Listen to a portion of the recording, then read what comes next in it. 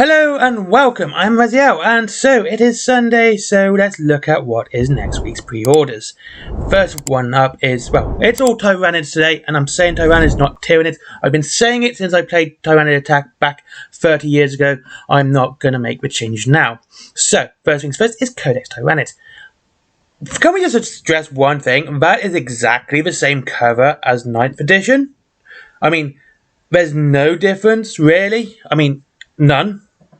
Maybe the header might be slightly different, but the rest is identical.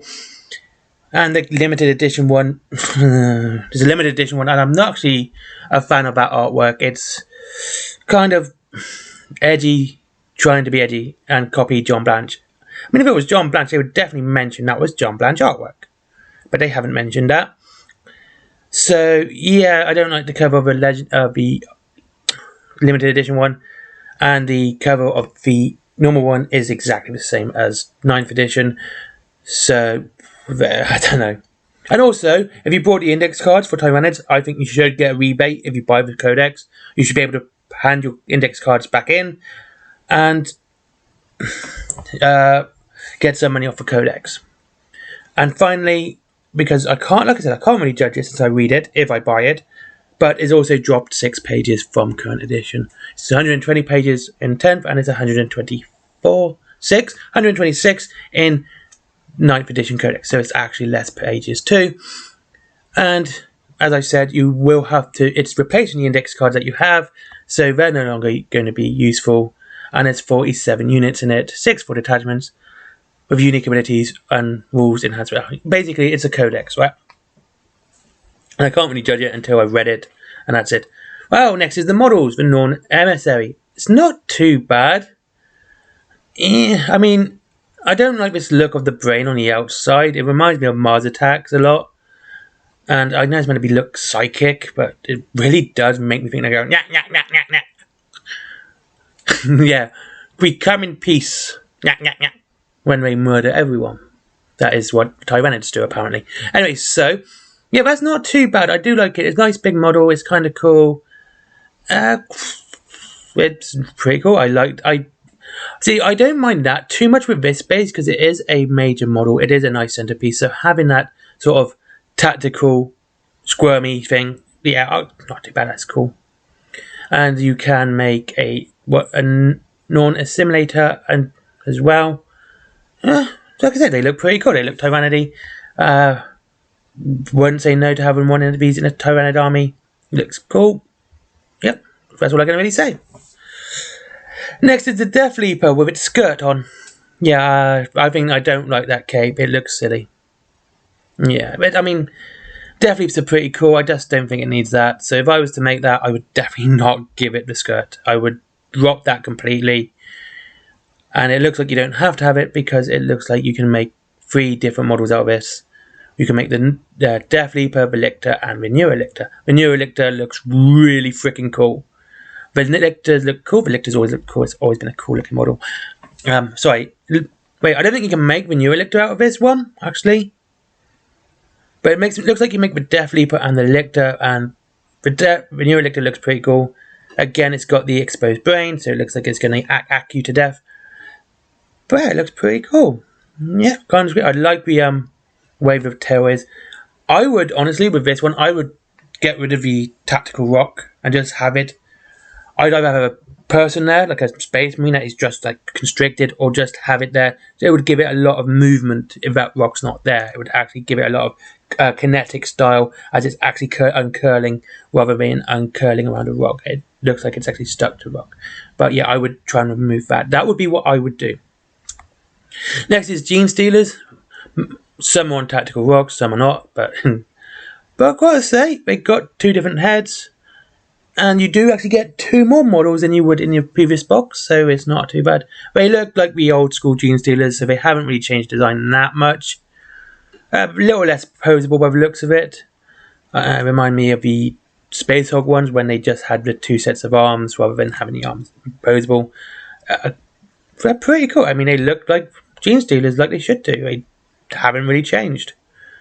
Same with the Termagants. You get more. You get 10 of these. You get a nice variety of weapons as well, which is always cool. You get a Ripper Swarm pace as always. So yeah, and finally the Hormigans for the unit troop choices. I tell you what, I hope they've done something, because look at these. If you remember the old plastic ones with the Hormigans and Termagants, they tended to fall over a lot because they were really badly balanced. I mean, a lot of people would stick like pennies or green stuff to the base just to put the weight back, and I hope they've sort of changed that, so you're not going to have these guys falling over all the time. They look cool, like the Termagants. They look cool. They look like the old classic ones. They look like they haven't changed. Like they wouldn't, you know.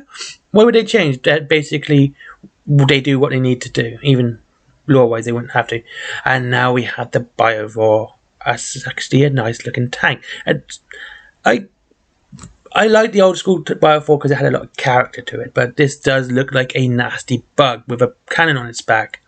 Kind of reminds me of the tank bug from Starship Troopers, but instead of it firing out its butt, it's actually got a cannon outside.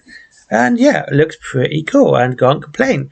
Can't complain with these models. They look cool. Like I said, I'm not a fan of the external brain. It reminds me of Mars Attacks a lot. But yeah, can't really complain about these models. They look pretty cool. They're well out available. I think I would say my big issue would be that the non-emissary might be slightly overpriced. And I'd be more tempted just to get a Hive Tyrant rather than that. The Lictor looks good. New Lictor looks good. Can't complain. Well, I know I just said a lot of it. I know in the last video I said a lot of the quality has dropped, and I don't think they can really make Tyranids look bad. I'm not a big fan of all these tactical rocks though. They got a lot of them. I think they need to sort of scale that back. It looks good on the one character, on your main character, but like when it's on your Gene Stealers, on your Lictors, on everything else, it kind of needs to be dialed back and removed completely on that one. So, I mean, they don't look too bad. Quite like them, actually. Not kind of tempted to get me into Tyranids, but yeah. Next is the Combat Patrol, and this here is a Combat Patrol done right. There is 6 units, 5 different units. They got the Termagants, the Bargons, the Von Ryan Leapers, the Psychophage, and of course the Tyranid Prime. So that's 5 different units. So we've got a variety around the actual army, as well as Ripper Swarms, but I'm not going to include them. So it's 30 models, and you have like I said, it's a fantastic little. This is what a Combat Patrol should be. You have a variety across the range of the army. It's varied. You have lots of different units. You even though they have repeated with Termagants twice, you have 20 of those. You still have a lot of variation here, which is fantastic. Which is what you need for a Combat Patrol box, like the Astra Militarum one and the Sisters of Battle one. They're all fantastic boxes. This is a fantastic box. I really like this, and this would be the thing that gets me into Tyranids because of this variation, and means you're not going to get too bored painting all these Termagants, and getting 2 boxes isn't going to be such an issue because you will have, different units rather than all of the same. But also because they're probably from the Leviathan sprues, which means they're all the same sprue. You all want a couple of sprues rather than lots of different ones, which isn't a bad thing at all, to be honest with you. But there you go. I quite like it. I think it's a very good box, and there you go. Now next is the data cards. Yeah, data cards are data cards. Dice. And now we get to Horus Heresy and the Harvest Lighter. And I tell you what, nope, don't like it. This should be made in plastic and made cheaper. This is I do not like this in the rules of Horus Heresy. It's pointless. For what it can do, you just as well take a Rhino or anything else for your... because you can use a Rhino and a Land Raider. I mean, you could actually use a Land Raider as your Land Raider Proteus if you have a special ability for your field commander, which would be cheaper than this to buy and far better. There you go. So no, the Harvest Lighter, nope. Next is Black Library. You have some ebooks. No, I don't buy ebooks. Word Bearer box set. So if you can grab this, I do apologize that you probably won't be able to. And these are Dark Apostle. Dark Apostle is actually a pretty good book. I've read that a couple of times. I never actually finished reading the series. I'm not a big fan of the Word Bearers. But yeah, this is not too bad. Dark Apostle is quite a good book. So you've got Dark Apostle, Dark Disciple, and Dark Creed by Anthony Reynolds. And I'm hoping, I really do, I hope that they make this into an omnibus, so you know you can buy them all rather than having this one box set. And of course, it's a limited edition box set. So if you can get it, I hope you guys. If you want it and you can get it, I hope you guys get it. But you know what it's like, and yeah, just so you know, there's only 1,000 of them. Good luck. That's all I can say. We'll probably see them on eBay the same day. Finally, and then you have a couple more books. You have Danny Rare, who's not a bad. She does know how to write Sisters of Battle. I've got to give her that. She has a new book, The Rose in the Darkness, Sister Augusta, and The Order of the Bloody Rose. Return to the Pages of Black Library. So yeah, again, it's a hardback. So I'll wait till this comes out in paperback. But yeah, she's a decent writer. She knows her Sisters of Battle. Probably be a good book. Next is an omnibus, something I always like. I do like omnibuses because I'm cheap. And we have Blackstone Fortress. You have Darius Hinks, yeah. Nick Kime, yeah. Guy Haley, oh hello, and many more. I don't know who this many more is, but I bet he's good.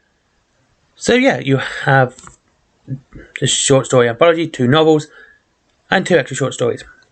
So yeah, it's a series of books. The omnibus is pretty good. Guy Haley's there. That's pretty much sold it for me. The other one who would sell it for me is James Swallow. I do like him. So yeah, I gotta say, but the other books, I wish they would do something like release the Dark Wordbearers as an omnibus. That would be good. I hope you guys, if you want it, I hope you guys get it. I really do. I hope you don't miss out. I really hate it when people who would read these books miss out on getting them because they're limited edition and they have to be bought out straight away and they're on eBay for 3-4 times the price. So yeah, but if you do get it, I'm so happy for you and I hope you do. And there you go. And you got the foreign ones, which are foreign ones. You got the ones in French and German. I could actually get the German one and be just cheeky and read it anyway. You got it's a Cyrus Kane, Hohen Blackheart, and Angron der Roter Engel by David Gaiman, or the Red Angel. So yeah, this is actually a pretty good day. I mean, out of all of it, my only real complaints of this one is the fact that the Codex Tyranids has exactly the same cover as the 9th edition, and the Horus lighter. And that's it. I can't complain. I mean, this is sort of the thing I would expect a top tier company to do. You have a nice range. You have a decent combat patrol box, which is really good to get someone started in an army or just play combat patrol. So it's great for that. And I mean, you might like the cover for the Tyranid Codex Limited Edition, right? If you do, you do. I'm not a fan of that style of artwork. It looks edgy for being edgy's sake. And I read a lot of Spawn, so I see this artwork a lot, and it's not something that's ever really appealed to me. So, and yeah, that's the only 2 things I can really complain about. I don't like. That's it. The covers of the Codex and the Horus lighter. The Horus lighter is because it's useless and it's going to be overpriced. I know that, and yeah, there you go. So actually, it's not too bad. I mean, I quite like the look of the Norman Emissary, even with the exposed brain.